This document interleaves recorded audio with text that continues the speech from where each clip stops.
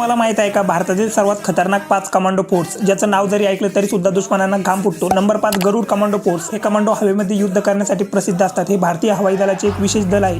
त्यांची स्थापना सप्टेंबर 2004 मध्ये झाली आणि सध्या यामध्ये 1,500 कर्मचारी आहेत। हिंदू पौराणिक कथेतील दैवी पक्षी गरुड यांच्या नावावरून या गटाचे नाव आहे। Number 4 Marcos commando. हे कमांडो भारतातील सर्वात ट्रेन आणि आधुनिक कमांडो समजले जातात, ज्याला मार्कोसचे संक्षिप्त रूप दिले जाते आणि अधिकृतपणे मरीन कमांडो फोर्स MCF म्हटले जाते। हे भारतीय नौदलाचे विशेष ऑपरेशन फोर्स युनिट आहे। विशेष ऑपरेशन आयोजित करण्यासाठी जबाबदार असतात। Number 3 cobra commando force. या कमांडोंना वेश बदलून दुश्मनावर हल्ला करण्यासाठी स्पेशल ट्रेनिंग दिली जाते। हे कमांडो दुश्मनावर घात लावून हल्ला करण्यासाठी एक्सपर्ट असतात। Number 2 para commando force. या कमांडोची ट्रेनिंग खूप कठीण असते। ट्रेनिंगच्या वेळी या कमांडोंना 65 किलो वजन घेऊन 100 किलोमीटर धावावे लागते। हे कमांडो स्पेशल फोर्समध्ये कार्यरत असतात आणि हे दुश्मनांना शोधण्याचे काम करत असतात।